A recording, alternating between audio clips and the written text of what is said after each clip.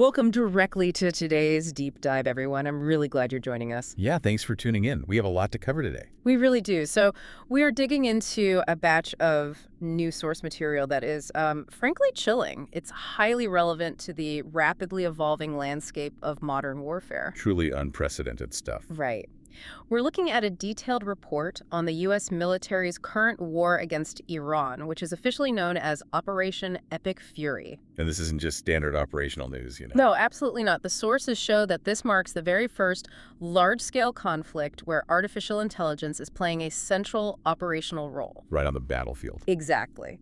So our mission for this deep dive is to unpack the sheer scale of this AI integration, look at a really bizarre political paradox happening behind the scenes, and examine some severe warnings coming from international observers. Because, science fiction has officially become reality here. It really has. Just to give you a quick hook into the scale of this, in just the first week of Operation Epic Fury, AI helped the military strike over 3,000 targets. Wow. And what's fascinating here is that this story isn't just about the mere presence of AI on the battlefield. Right. We've had, automated defense stuff for a while. Exactly. But the unprecedented speed and scale here are what shift the paradigm entirely. We are moving from human speed planning to machine speed execution. Machine speed execution. That is a heavy phrase. It really is. But before we can even begin to understand the global backlash that's brewing, we need to examine what this AI is actually doing out there. Yeah, the mechanics of it. Right. The text introduces a system called the Palantir Maven Smart System. It's essentially acting as a digital mission control, powered by over 150 different data sources. Which is just a massive amount of information to ingest.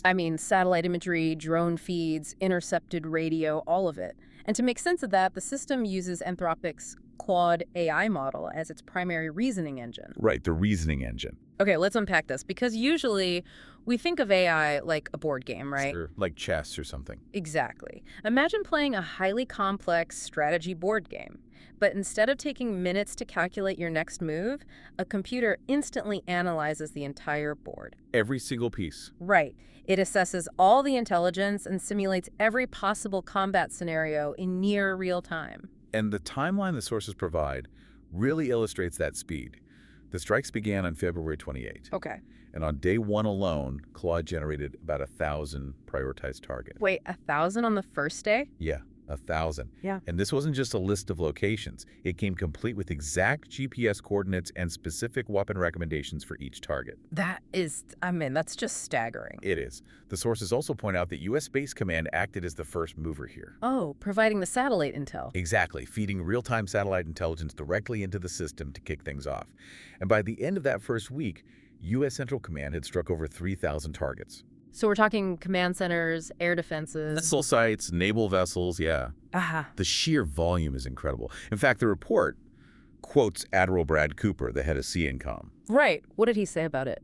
He noted that this campaign is nearly twice the scale of the 2003 shock and awe assault on Iraq. Oh, wow. Twice the scale of shock and awe. Yeah, driven largely by that machine speed execution. But wait, I have to push back here for a second. With that many targets, is the AI actually deciding who gets struck? Like, who is pushing the button? That is the million-dollar question, isn't it? Because it sounds like the machine is just running the show. Well, the sources quote Captain Timothy Hawkins, a spokesman for CENTCOM, to address exactly that. Okay. He stated that these AI tools help human leaders make smarter, faster decisions.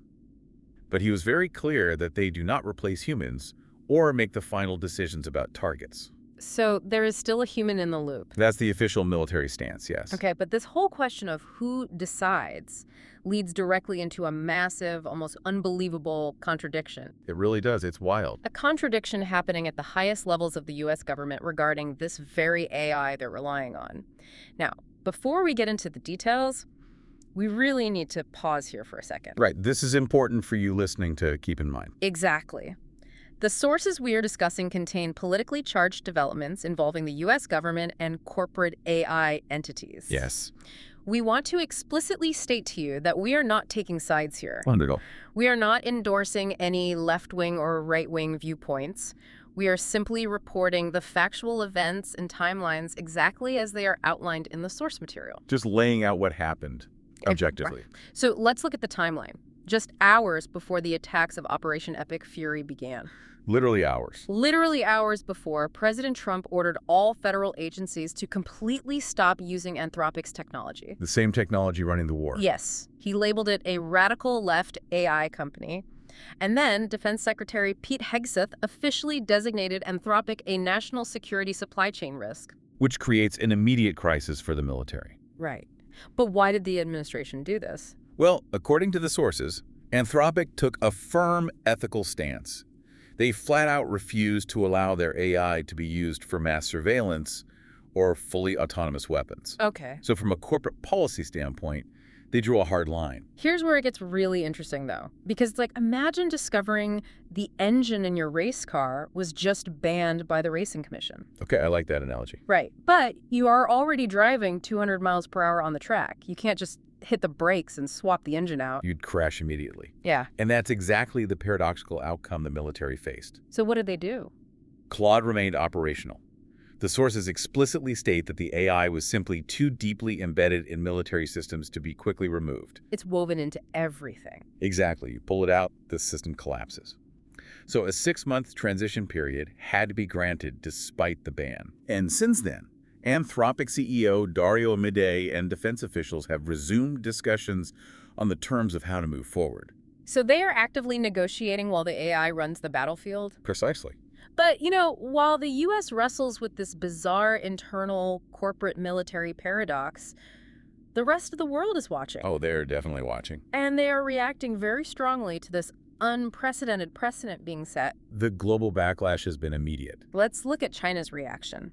The sources detail statements from Chinese Defense Ministry spokesman Jiang Bin on March 11th. Yes, and it was a scathing critique. What exactly did he argue? Jiang accused the U.S. of using AI to violate sovereignty and unduly influence war decisions. Unduly influence. Right. He argued Washington is granting algorithms the power to determine life and death, which he warned erodes ethical constraints and risks global technological chaos. That's a strong accusation. It is.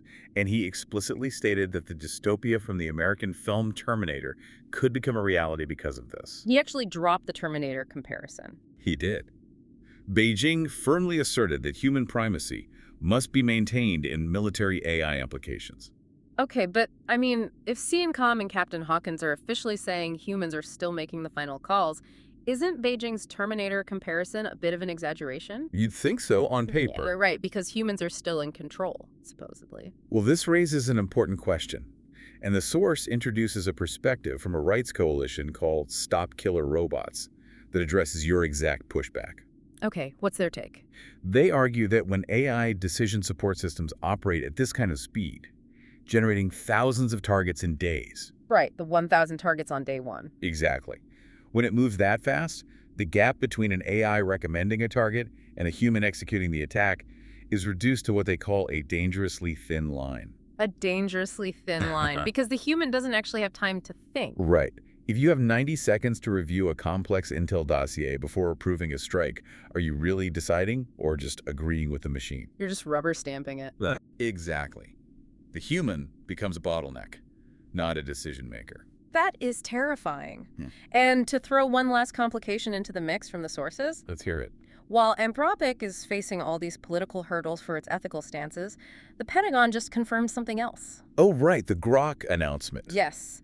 Elon Musk's Grok AI system has officially been authorized for use in classified military environments. So as one system gets labeled a supply chain risk, another steps right in. Yeah, the military is clearly going to find a way to keep this capability one way or another. The momentum is already there. So what does this all mean? We've explored the staggering scale of AI in Operation Epic Fury. We've talked about the paradox of a military relying on a system its own administration tried to ban. Yeah. And we've looked at the international alarm bells ringing over autonomous warfare and Terminator scenarios. And, tying this all back to you, the listener, why you should care about all this. Yeah, why does this matter to everyday people? It matters because the fundamental nature of warfare permanently changed this week. Permanent shift. Yes, the speed of life and death decision-making is now governed by algorithms. We are watching global ethical lines being tested in real time, right in front of us. It's not theoretical anymore. Not at all. And before we wrap up, I want to leave you with a final thought to mull over. something that builds on the deeply embedded nature of this AI that we talked about earlier. It's a crucial detail. Right. The sources noted that Claude was so deeply embedded in the military systems that it literally couldn't be removed immediately. It forced the government to grant that 6-month delay.